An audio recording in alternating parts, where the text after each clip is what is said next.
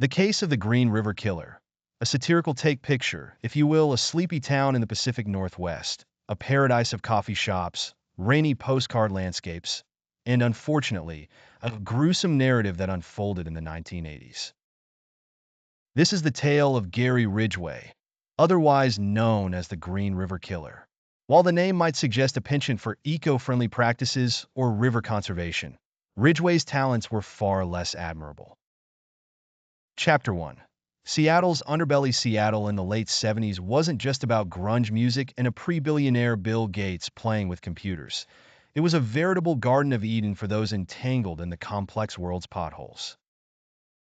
As if brewed straight from a noir novel, society was a concoction of drug addiction, homelessness, and, well, murders popping up like those unsolicited hi there pop-ups on your computer. The media gleefully jumped on the Green River Killer bandwagon, ensuring every potential victim had the comfort of nightly local crime coverage. Chapter 2. A detective's night out. As a breadcrumb trail of devastating losses piled up, the King County Sheriff's Office found themselves knee-deep in operation names stemming from action movie cliches while trying to make heads or tails of who was disseminating this terror. Operation Evergreen was launched, a whimsical name for a decidedly murky business. Armed with the latest in high-tech gadgetry, binoculars, and disguise accessories, the ever-trusty trench coat, detectives fumbled their way to simply finding, well, more nothing. Chapter 3. Profiler's Paradise. Criminal profilers stepped into the limelight with notepads and dramatic pens, desperately trying to decipher the pattern of Ridgway's violence. Think Sudoku, but with much graver consequences. On their whiteboards, a troubled dude with a charming grimace. Spoiler alert, someone who kills people probably isn't a nice guy. Yet this revelation induced more face bombs than breakthroughs. Profilers have since returned to stacking Legos and practicing forensics through an endless supply of crime TV reruns. Chapter 4.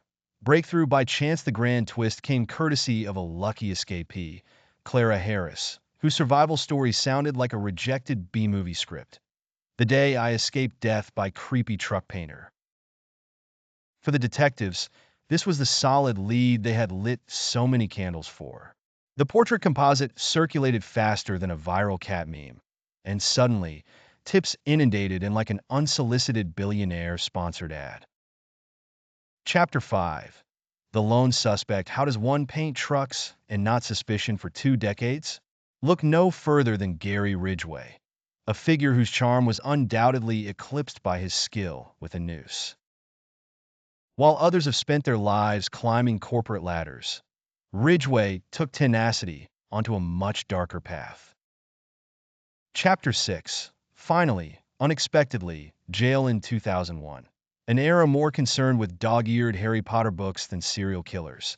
A DNA strand led to Ridgway enjoying the hospitality of Her Majesty's penitentiaries. Ridgway might have claimed innocence, but pleasantries had expiration dates. Faced with mounting evidence, Ridgway's confession unspooled more eagerly than a reality TV tell-all show.